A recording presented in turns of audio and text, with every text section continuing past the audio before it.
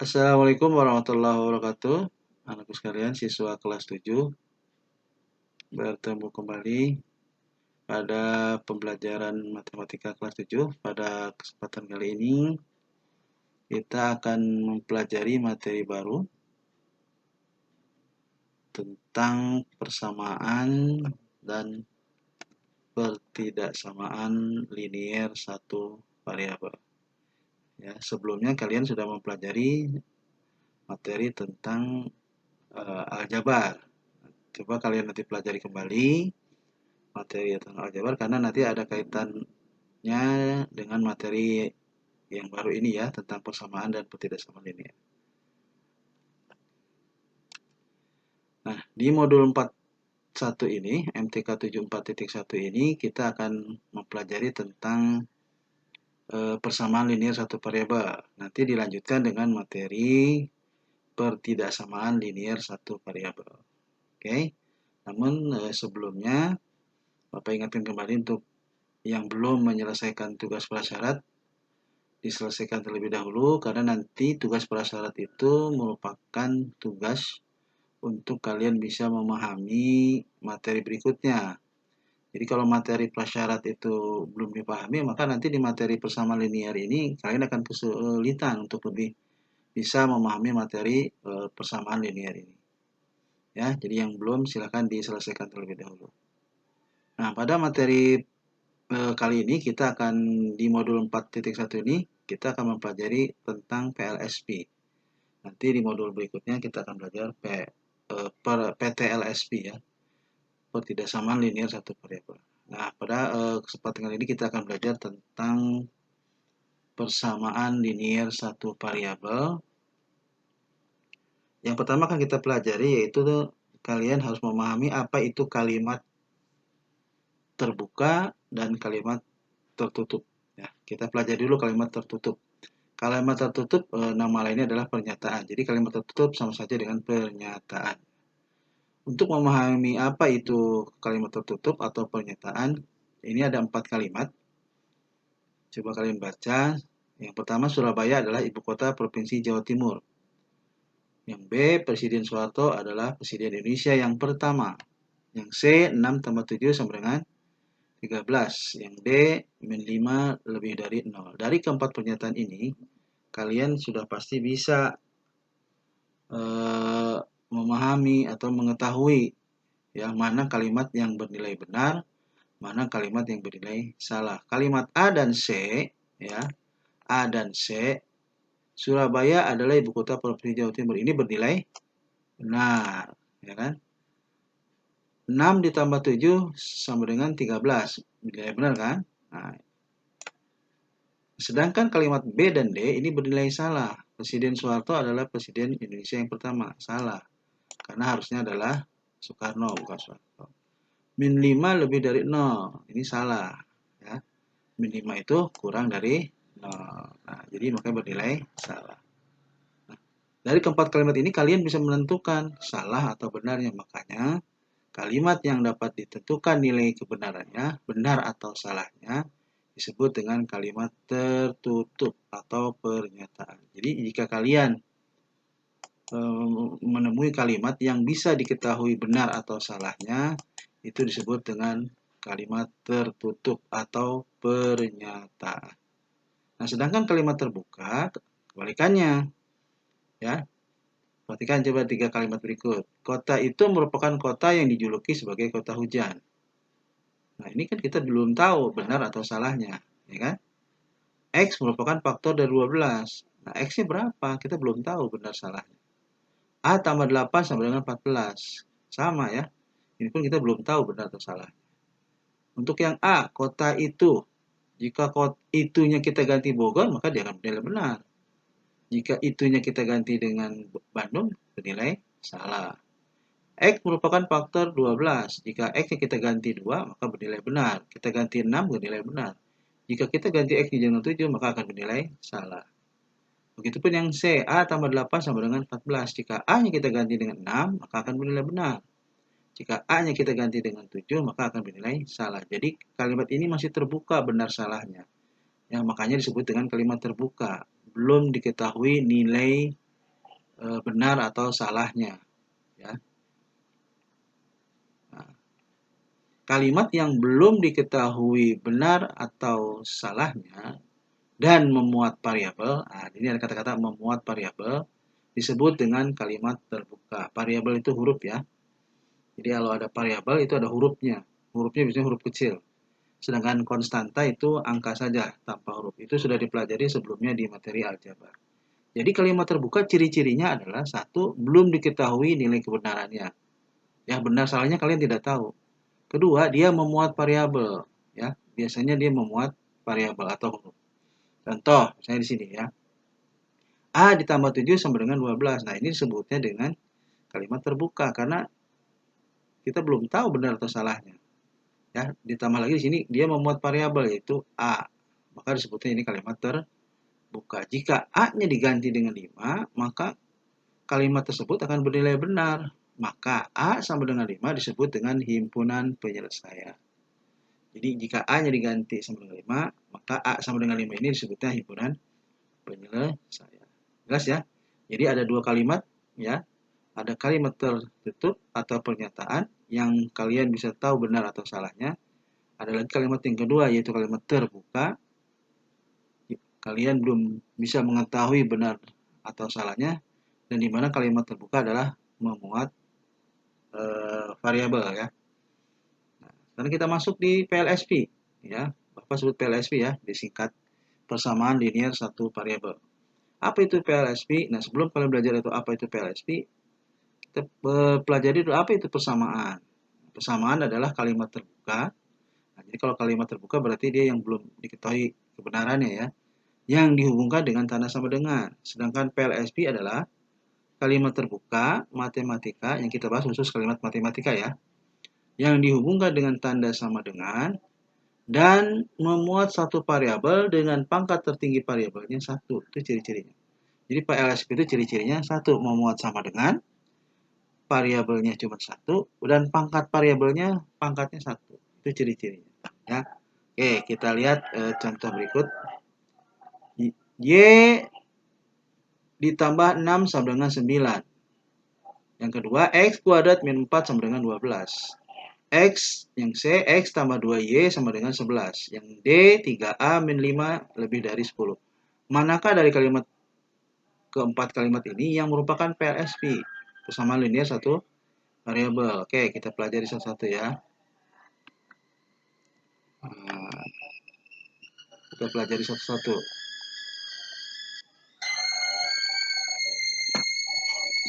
Y ditambah 6 sama dengan 8. Nah, ini memuat variabel. Variabelnya yaitu Y. Ada tanda sama dengan sini penghubungnya. Ya, variabel Y pangkatnya 1. Maka ini memenuhi kriteria sebagai PLSP. Ya. Jadi yang pertama ini Y ditambah 6 sama dengan 8 disebutnya PLSP. Yang B, X kuadrat min 4 sama dengan 12. Ini memuat sama dengan, maka ini disebut persamaan. Cuman karena variabelnya yaitu X pangkatnya 2, maka ini disebut dengan persamaan kuadrat. Bukan PLSP karena pangkatnya 2. Yang C, X plus 2Y sama dengan 11. Ada sama dengannya, maka sebutnya persamaan. Cuman di sini variabelnya ada X, ada Y. Ada dua variabel, maka disebutnya dengan PLDV. Persamaan linear dua variabel. Yang D, yang terakhir, 3A min 5 lebih dari 10. Jadi variabelnya 1, yaitu A. Pangkatnya juga 1. Awas di 3 ini koefisien ya. Variabelnya A, yaitu 1. Pangkatnya juga di sini 1. Tapi ini penghubungnya lebih dari. Jadi ini bukan PLSP, tapi PTLSP, pertidaksamaan linear satu variabel. Nanti akan kita pelajari lagi setelah pembelajaran PLSP. Jadi kesimpulannya dari keempat kalimat di atas yang disebut PLSP yang pertama, yaitu Y tambah 6 sama dengan 8. Kenapa? Karena memuat variabel, variabelnya hanya satu variabel yaitu Y, pangkatnya juga 1, dan dihubungkan dengan tanda sama dengan. Y ditambah 6 sama 8 ini PLSP. Jika Y-nya kita ganti 2, maka akan bernilai benar. 2 tambah 6 sama 6 akan bernilai benar kan? Maka Y sama dengan 2 disebut dengan penyelesaian atau himpunan penyelesaian. Nah, bagaimana cara menentukan himpunan penyelesaian dari PLSP? Kita akan pelajari di materi berikutnya. Ini tentang himpunan penyelesaian PLSP. Ya, ini konsepnya seperti konsep timbangan PLSP itu ya. Antara ruas kiri dengan ruas kanan harus sama, harus bernilai sama. Begitu seperti konsep timbangan kan, dia akan seimbang jika ruas kiri atau lengan di sebelah kiri timbangan dengan lengan sebelah kanan timbangan, dia beratnya sama. Itu disebut dengan ekivalen ya, seimbang antara kiri dan kanan. Nah, ini ilustrasinya kita lihat pada timbangan. Timbangan akan seimbang atau ekivalen, ya, seimbang itu ekivalennya sama, setara apabila berat benda pada lengan kiri dan lengan sebelah kanan sama. Contoh misalnya ini ada balok, ada bola. Jika berat balok diketahui yaitu 1 kilo, sedangkan berat bola ini belum diketahui, maka kira-kira kalian bisa menebak tidak? Berapa berat bola? Berarti kalau sebelah kanan ini beratnya ya 7 kilo, maka ruas kiri pun di sini berat timbangan harus 7 kilo. Sedangkan yang 3 kotak ini sudah ketahuan yaitu 3 kilo. Maka dengan mudah kalian bisa mengetahui berat bola berarti 4 kilo. Karena nilainya harus sama antara kiri dengan yang kanan. Jelas ya? Nah, cara menentukan himpunan penyelesaian atau dari PLSP ini ada 3 cara. Ya, ada 2 cara, yaitu kesetaraan, ada pindah ruas. Ya, jadi ada 2 cara, yaitu kesetaraan dan pindah ruas. Langkahnya dari masing-masing 2 cara ini berbeda-beda ya. Nah, ilustrasinya kalau untuk yang pertama, untuk yang kesetaraan, langkah pertamanya itu tambah atau kurangkan konstanta ya, jika ada yang di ruas kiri dengan satu bilangan agar nilainya 0.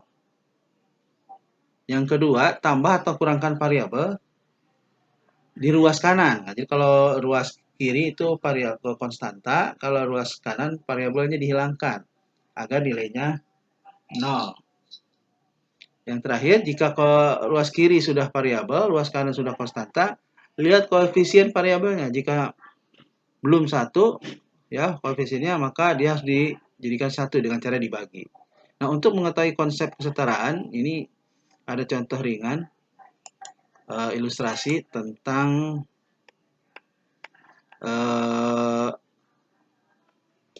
persamaan linier ya. Tadi X ditambah 8 sama dengan 13. Ini diilustrasikan seperti ini. Berarti nilai X ya, nilai X yang ada ditambah 8 sama dengan 13, ini antara ruas kirinya X plus 8, ruas kanannya 13. Nilainya sama berarti ruas kiri dengan ruas kanan. Nah, jika ruas kanan kita ambil kotaknya ini ya satu persatu, ya ruas kanan kita ambil, ruas kiri pun kita ambil, maka dia akan bernilai sama atau seimbang ya. Ini diilustrasikan seperti ini. Misalnya ruas kanan ini 4 kotak kita ambil misalnya ya. Nilai 4 kotak kita ambil, maka ruas kiri pun kita ambil karena supaya seimbang antara kiri dengan kanan ya. 4 kotak yang sebelah kiri pun kita ambil. Ya, kita ambil.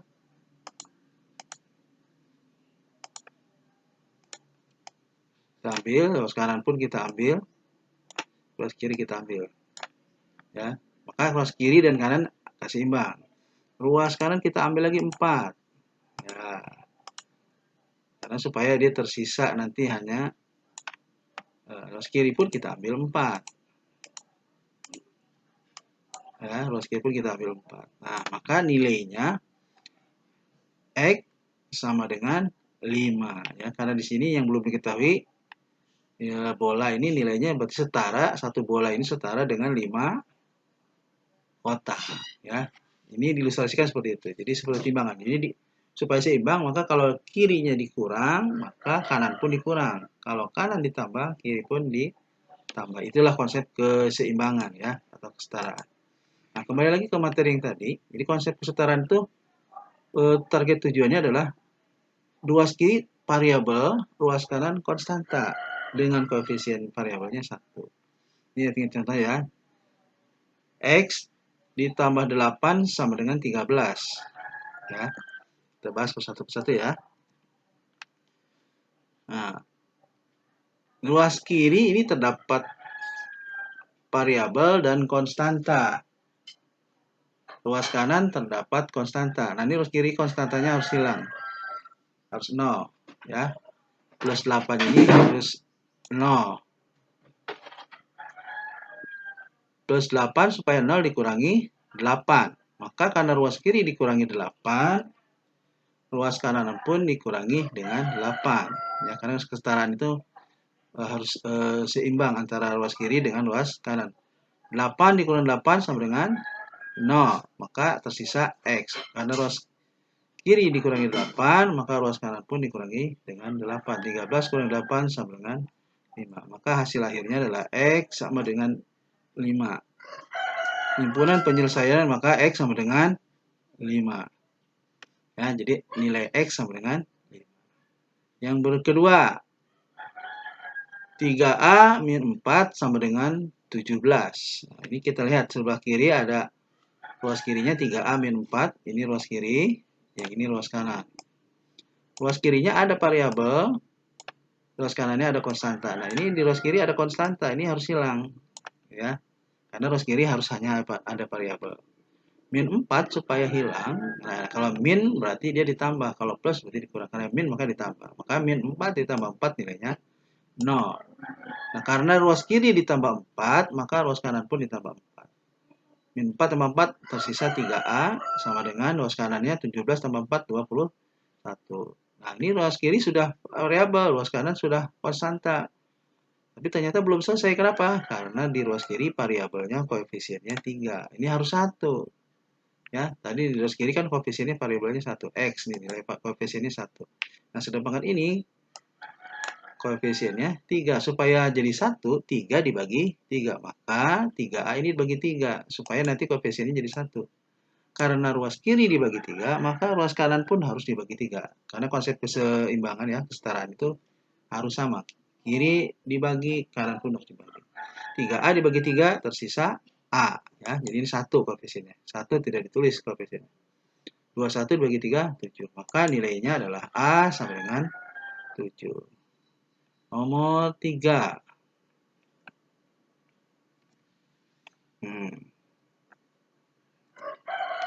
5Y plus 7 sama dengan 2Y min 2. Nah, ini ruas kiri terdapat variabel, ruas kanan terdapat variabel. Ruas kiri terdapat konstanta, ruas kanan terdapat konstanta. Nah, langkahnya seperti apa? Ini harus satu-satu, tidak sekaligus ya. Yang ruas kiri ini konstantanya kita hilangkan, dinolkan. Nanti setelah itu baru ruas kanannya yang variabelnya yang kita hilangkan. Kita satu-satu dulu ya. Nah, plus 7 supaya 0, maka dikurangi 7. Karena ruas kiri dikurangi 7, maka ruas kanan pun dikurangi 7. 7 dikurang 7, 0. Maka tersisa 5Y. Ruas kiri ya. Yang ruas kanan, min 2 dikurangi 7, min 9. Sudah selesai belum? Belum, karena ruas kiri masih terdapat variabel. Karena variabel harus ada di ruas kanan. Maka 2Y ini harus dinolkan dengan cara dikurangi 2Y. Gitu ya. Jadi 2Y ini dihilangkan, dinolkan dengan cara dikurangi dengan bilangan yang sama. 2Y dikurangi 2Y kan 0. Karena ruas kanan dikurang 2Y, maka ruas kiri pun dikurangi 2Y. Gitu ya. Itulah konsep kesetaraan. 5Y dikurang 2Y, 3Y. 2Y dikurang 2Y, 0. Tersisa min 9. 3Y sama dengan min 9. Kita belum selesai, karena ini variabelnya koefisiennya 3. Seperti yang tadi contoh di 2. 3Y supaya koefisiennya 1, maka dibagi 3. Maka ruas kanan pun dibagi 3. 3Y dibagi 3, Y. Min 9 bagi 3, min 3. Maka himpunan penyelesaiannya adalah Y sama dengan min 3. Jelas ya? Sekarang yang terakhir nomor 4 untuk konsep kesetaraan.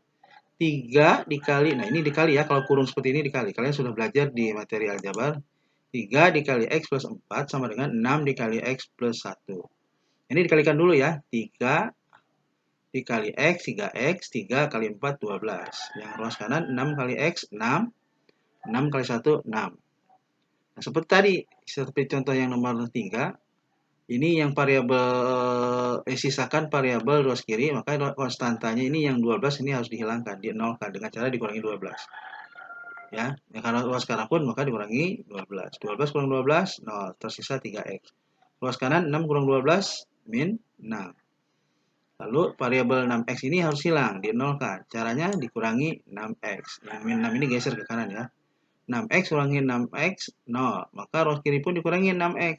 3X kurangi 6X, min 3X sama dengan min 6. Nah, ini min 3, koefisien variabel X ini min 3, maka harus jadi 1. Maka dibagi dengan bilangan yang sama. Kalau di sini koefisiennya min 3, maka dibagi min 3. Kalau koefisiennya 4, maka dibagi 4. Tergantung koefisiennya ya. Min 3 dibagi 3, jadi X kan, jadi 1. Min bagi min plus ya. Min 3, min 6 dibagi, yang ruas kanan ya, min 6 dibagi min 3. Hasilnya positif 2. Maka X sama dengan 2 merupakan himpunan penyelesaian. Jelas ya, itu metode kesetaraan. Jadi kalau metode kesetaraan kuncinya adalah bagaimana caranya hanya tersisa di ruas kiri itu variabel, ruas kanan konstanta. Ya, dengan koefisien variabelnya adalah 1. Jadi caranya seperti itu, dengan cara ditambah atau dikurang. Gitu ya. Nah, sekarang metodenya dengan cara pindah ruas. Secara konsep sama. Ya, konsepnya sama. Jadi dia menyisakan di ruas kiri variabel, ya, di ruas kanan konstanta dengan koefisiennya 1 variabelnya. Langkahnya dengan cara dipindahkan. Kalau tadi kan dikurang atau ditambah, kalau sekarang dipindahkan. Dengan ketentuan jika dipindahkan dia harus berubah operasi. Jika penjumlahan menjadi pengurangan, jika pengurangan maka berubah menjadi penjumlahan. Perkalian pindah ruas berubah menjadi pembagian. Oke, kita ambil contoh ya, ini metode pindah ruas. Secara konsep sama dengan konsep kesetaraan ya. Oke, kita lihat. 2X min 5 sama dengan 7. Nah, ingat ya, tadi target tujuan awalnya adalah ruas kiri variabel, ruas kanan konstanta. Ini variabel. Nah, ini konstanta. Ini sudah di ruas kiri sudah ada variabel, sekarang sudah ada konstanta. Ingat tadi target tujuan ini ya. Ruas kiri variabel, ruas kanan konstanta. Oh, ternyata di ruas kiri ada konstanta ini ya. Yang ini yang min 5 ini konstanta. Maka min 5 ini harus pindahkan ke ruas kanan. Karena ruas kanan tempatnya konstanta. Ruas kiri tempatnya variabel. Itu ya.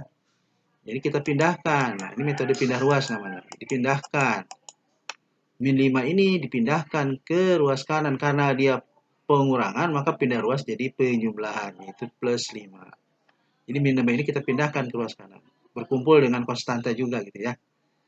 Nah, 2X sama dengan 12. 7 tambah 5, 12. Nah, ternyata ini sudah variabel, ini sudah konstanta. Tapi karena koefisiennya masih 2, maka 2 ini harus pindah. Karena 2 ini adalah perkalian, 2X itu kan artinya 2 kali X. Maka 2 ini pindah ke ruas kanan menjadi pembagian. Ya, jadi 12 dibagi 2. Jadi 2 ini pindah ke sini jadi pembagian. 12 bagi 2 sama dengan 6. Nah, maka hasil terakhirnya adalah X sama dengan 6. Nah, maka himpunan penyelesaiannya adalah X sama dengan 6. Sekarang yang ke nomor 2. 3A plus 9 sama dengan 5A plus 17. Nah, ruas kiri terdapat variabel. Ada juga konstanta. Yang 9 konstanta. Ini variabel. Ya, ruas kanan 5A. Konstantanya 17. Ini kita kumpulkan. Yang variabel di ruas kiri, yang konstanta di ruas kanan. Kita kumpulkan dengan cara dipindahkan. Pindah ruas ya. Ingat, konsep pindah ruas, dia harus berubah operasi. Oke, yang 3A tetap, karena dia ruas kiri. Nah, yang 5A ini pindah ke ruas kiri. Nah, karena dia plus di sini, jadinya min 5A. Atau dikurangi 5A. Yang 9 pindah ke ruas kanan, konstanta. Karena tandanya penjumlahan, maka dia pindah ruas menjadi pengurangan. Jelas ya, jadi kalau dia pindah ruas, dia harus berubah operasi. 3A dikurang 5A, min 2A. 17 kurang 9, 8. Nah, karena variabelnya koefisiennya min 2, maka dia harus pindah ke ruas kanan. supaya A sendirian di ruas kiri. Min 2 karena dia perkalian maka pindah menjadi pembagian. 8 dibagi min 2. Hasilnya A sama dengan min 4. Maka himpunan penyelesaiannya adalah A sama dengan min 4. Jadi konsep kedua ini memang lebih sederhana kalau pindah ruas. Dia hanya memindahkan. Sedangkan di kesetaraan dia harus ditambah, dikurang, atau dibagi. Itu dua metode untuk menentukan penyelesaian persamaan linear satu variabel. Kalian bisa menggunakan dengan metode kesetaraan atau pindah ruas. Jika ada yang kurang paham, kalian bisa tanyakan melalui pesan Japri, WhatsApp, atau di grup. Nah, nanti yang latihan part satunya kalian kerjakan sesuai dengan contoh tadi di atas. Demikian, kurang lebihnya mohon maaf. Assalamualaikum warahmatullahi wabarakatuh.